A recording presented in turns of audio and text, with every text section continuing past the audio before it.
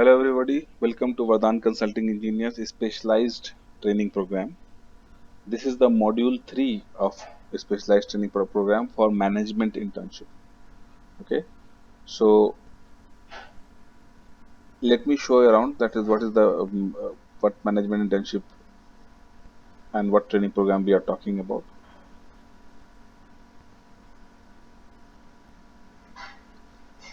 So this is internship info sheet. Okay, management internship are though these are the management internships.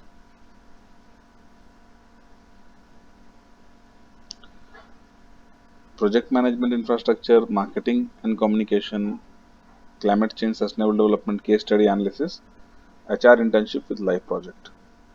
There is one more thing that is entrepreneur and businessman also.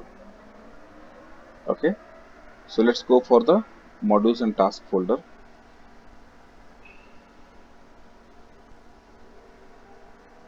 This is the modules and task folder. Then go to the management internship.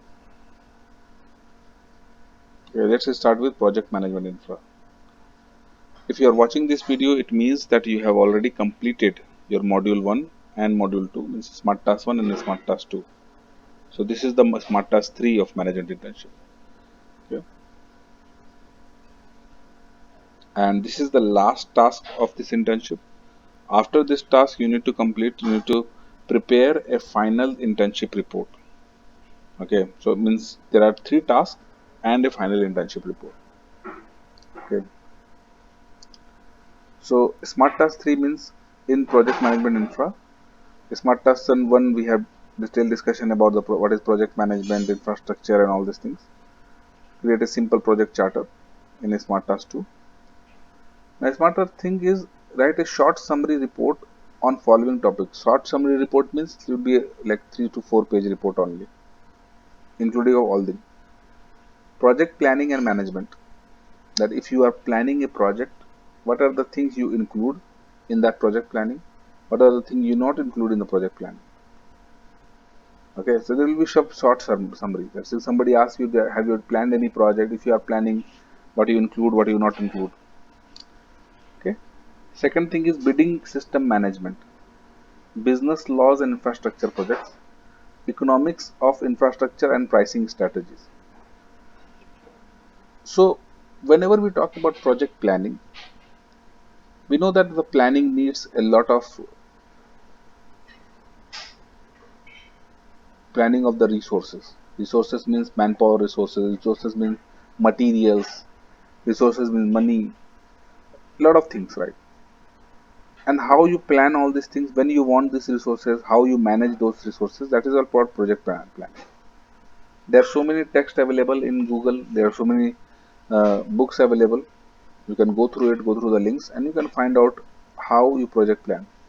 Now there is one thing that people always miss in project planning. See, people when they are starting their career as a project manager, and if somebody is a project manager who already did uh, many projects of 7 8 years of experience, 10 years of experience, so definitely the planning what that guy is doing and the planning what a fresher guy is doing should be different, right? So you need to think like a fresher, you need to think like a layman, that what kind of planning you want to do. Never ever copy paste of something, some others, someone else planning, because the whole exercise is to make you understand and learn the things, not the copy the things. Okay, he is planning like this, so I will do copy paste the thing and I'm planning like this. This is all my plan. No, you need to think that what should the project plan, how to plan the project, what are the resources required, human resources, materials, site, whatever the money, cash in hand, and all these things. Second thing is bidding system management. Most of the time the project infrastructure project what people get in India or anywhere in the world, it it is awarded through a reverse bidding process. What is that reverse bidding process is? That there is a project, the government asks for bid, or maybe a private company asking for bid, you bid it, Like they say that the base price is 1000 crores and you bid it for 982 crores. Means you can do the whole project for 982 crores. Somebody else bid for 990 crores. So you are L1. You are the lowest bidder. Everybody want to spend less. So they want to award that project to you. Okay. Sometimes to avoid misconceptions, to avoid like fake bidders and all, they put two kind of bidding: technical bidding and financial bidding. Technical bidding means you to be qualified as a bidder, you should qualify these technical norms of the project. Like suppose there is a big bidding happening for building of a very big airport in airport one another section in Kolkata. The project is about 500 crores. I as a new layman company, I go and bid and tell them that I can do this project in 250 crores. And everybody know that it's impossible to do it in 250 crores. How he can do? Maybe he's just joking. So that's why they put a technical bid, that only those people are allowed to do bidding financially if they have already done this kind of project before. They know the game. So out of 50, 70 bidders, only 5, 6 bidder left. And out of that 5, 6 bidder, one bidder get the project. So this whole bidding system is something to understand. People need companies need people who know the bidding system. Okay. Third thing is the business law and infrastructure projects. Business law in infrastructure projects. This is a new topic. You can search on Google. I'm not expert of business laws because I'm not a lawyer, but usually this contains contracts, EPC contracts, term sheet contract, binding term sheet, non-binding term sheet. These are the things is included in in this thing. So you can go ahead and learn this contractual things and make a short summary of what kind of contract signed and all. Fourth is economics of infrastructure and pricing strategy. Right. This is again a new topic. A lot of MBA colleges are studying this. What are the economics behind the infrastructure project? How much to invest? How much? What is the IRR? How much is the DSCR? All this kind of economics. So these are very important topics to understand before you can say that you are going to be a project manager of a infrastructure project. Okay. If any one of you who attended this call or not attended this call have any doubts related to these four topics, send me a message and we will definitely clarify. Okay.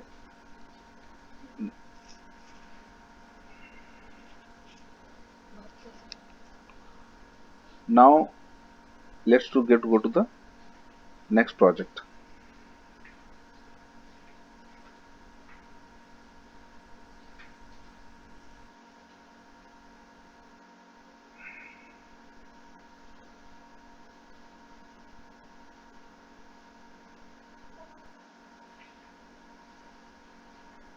The next project what we are talking about is marketing analyst.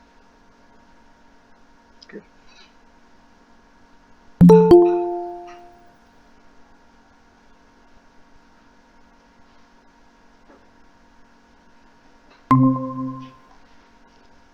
Now in this marketing analyst project, the Smart Task 3 is relatively different than Smart Task 1 or 2, and it's my suggestion that you should finish the watching the videos and all. Smart Task is prepare a summary report related to preparation of marketing plan, the strategy for a product and services, explain in detail what are the major points to be taken into consideration while preparing the marketing plan. Suppose there is a company who want you to prepare a marketing plan for their product or services. Suppose that company name is VC. You understand the project, you understand what kind of services the company is providing, and then you start preparing the marketing plan. Any kind of, you put, you can tell them that you put large hoardings, advertisement on Google, Facebook, participate in events, do something, blah blah blah blah. These are the marketing plan that you can propose.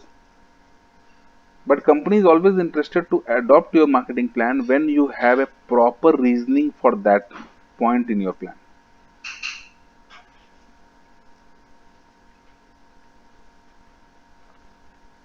Means why that point is there in the plan,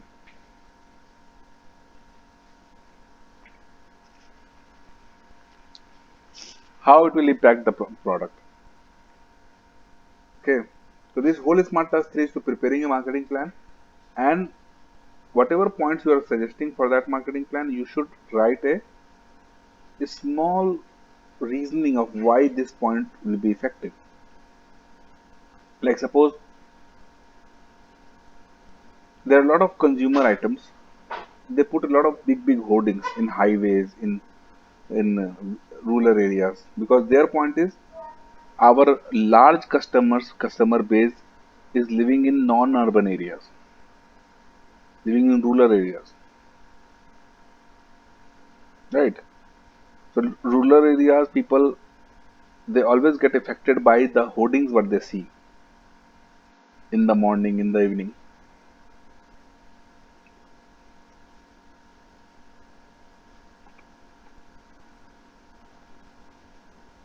by the newspaper ads. That might not, but that may not affect the urban area people. So that reasoning is important. Yeah. Okay. Let's go to the third internship, that is HR internship.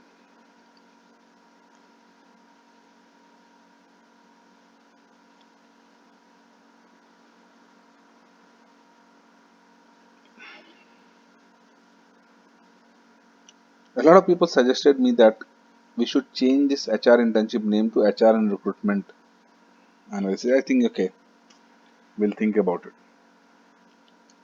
Smart task is all related to shortlisting and recruitment of a candidate. To become a good recruiter, right? To become a good recruiter, you need to serve the clients. The clients are those people who want to recruit somebody, right? You can give them suggestions, you can give them recommendation, but you cannot select the candidate for them. They have the right, they have the last call. So what happened that they have the right last call. So to become a good recruiter, you need to have very good shortlisting skills. Very, very good. So this, in this smart task, there is like how you shortlist the people. If you get 1000 applications, you need to select only 50, shortlist only 50 for the interview round. How you are gonna shortlist? That is a really very big question. How you are gonna shortlist? What are the things? What is the things you will consider?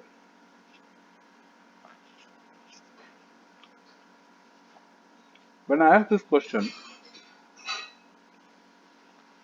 people start saying, "Sir, I will check their skills, I'll check their marks and all."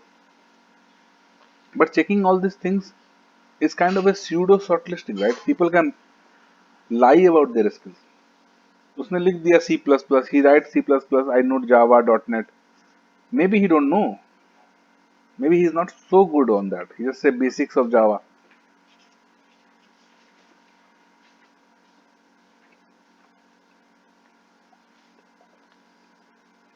So to be a very effective shortlister, to shortlist in the candidate, when you get the CV, you only not only need to shortlist the candidate as per the job description that is there, you need to also need to shortlist the candidate as per the basic information provided by the candidate,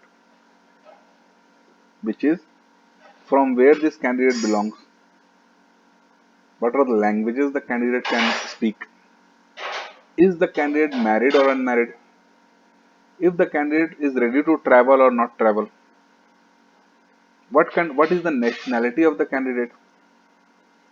Like in India, it's not a prominent thing because every most of the time it's Indian, but in Thailand or other countries, nationality matters. They ask what is your nationality. Like suppose if you are in UK and you are not holding a UK or European passport, they won't give you job.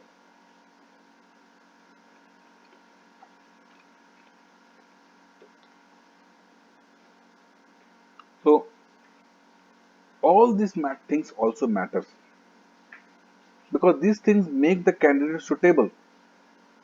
See, everybody want to hire the best one, best one, best. Fine, but if that best should be suitable to that job also, there is a best candidate, but he is not an Indian citizen. He is a Filipino citizen. So then the candidate, then the company say, oh, arey yaar, but Filipino citizen, he need to call him here, apply for a work permit. That is a big, big pain. We don't want that, right? There is a very good candidate, but he cannot speak in English properly, and this whole job is related to speaking in English. The clients are from foreign. Sorry, the client is from foreign. Foreign. In Thailand, foreigners mean foreign. Okay, anyway. So then you can say, oh, but we cannot hire them because the language issues. So all these things matters. If there is that the whole job is related on site, the candidate need to serve the company for site work. So they cannot just hire somebody who is recently married or just married because they cannot take their wife to that site.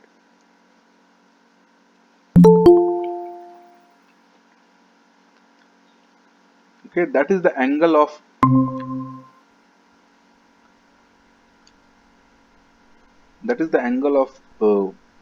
shortlisting of the candidate, which is very important. Okay, so as a HR intern, as a HR and recruitment analyst intern, we want you to put that those points in what are the points you will shortlist. Okay, and what is the reason for all those points. Okay, let's go to the next internship, CCSD.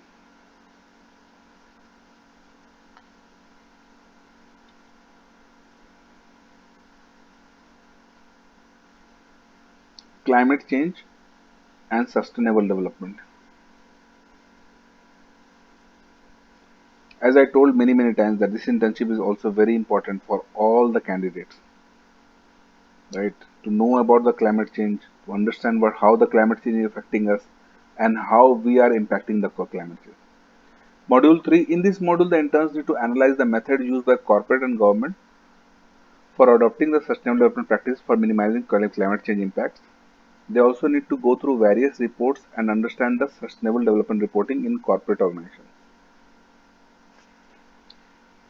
So this module is all about that what government and the corporates are doing currently to mitigate the climate change, right? Or to at least not mitigate, at least to check the climate change. So this is what the government and corporates are doing. So in India, there are sustainable development goals (SDGs). They fix sustainable development goals for all the states. Hmm? In internationally, the climate change, the goal set by the many countries and many countries and international IPCC, Intergovernmental Panel for Climate Change. Okay, so that these are the things you need to download.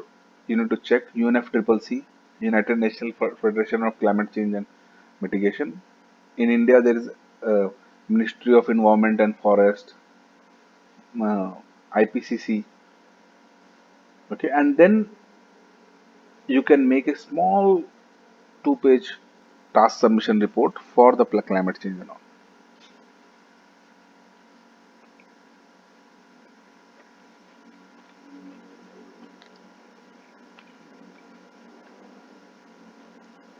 Download the CCSD for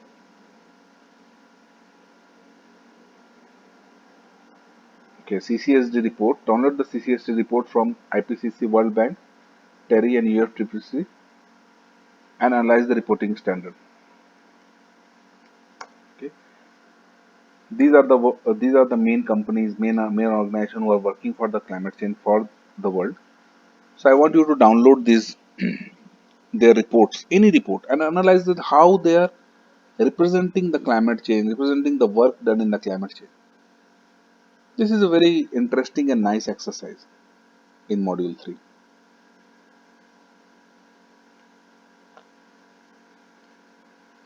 Okay, guys, let's go to the next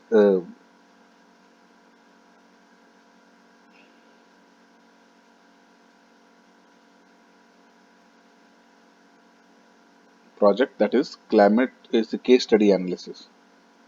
So in case study analysis, this is a different type of program.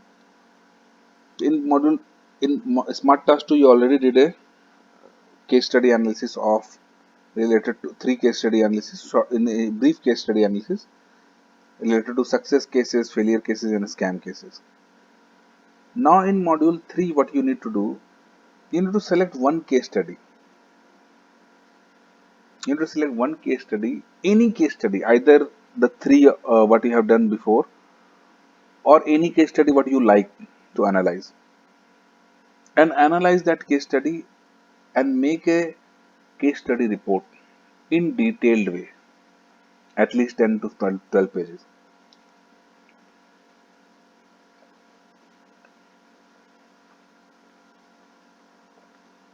Whenever somebody says that you make a case study in a detailed way, always remember the company, the organization, they are not only interested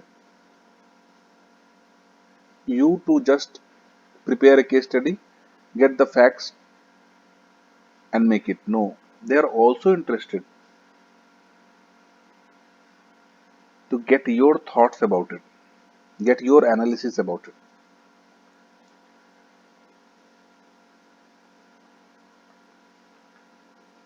Just imagine that if a BBC correspondent correspond about Taliban, correspond about anything happening in the world, first they start with the facts. This happened, that happened, that happened, that happened in 1994, 2006, blah blah. But then they come up with a conclusion that with respect to the global economic scenario, with respect to the um, genocide happening in Taliban and blah blah, it is not seems it's not looking nice for the Afghani people and all these things. Whatever conclusion they come up. So you need to prepare the case study like that. Very interesting thing. When you prepare the case study, you can understand the strategies what they have used, or whatever the wrong strategies they have used. Means they have used a strategy thinking that it will help the organization to grow, but eventually what happened that that strategy backfired the organization. And even if they know that it is backfiring them, they have no intentions to get it right, to correct it. So that kind of strategical learning is very, very important. Okay, guys, I want to make this video short within 30 minutes, and I think I'm succeeded in that. Okay, please read the info sheet, read the smart task. Every internship project have three modules: module 1, 2, 3. Three smart tasks. Module 1, smart task 1, smart task 2, smart task 3. After finishing of the three smart tasks, you need to prepare a final internship report. There is a separate video for that, which is shared in the specialized training link. Go through that how to make a report, what are the things included, and blah blah blah, and whom you are making that report. Okay, so when you finish that, you'll get the information, and then yes,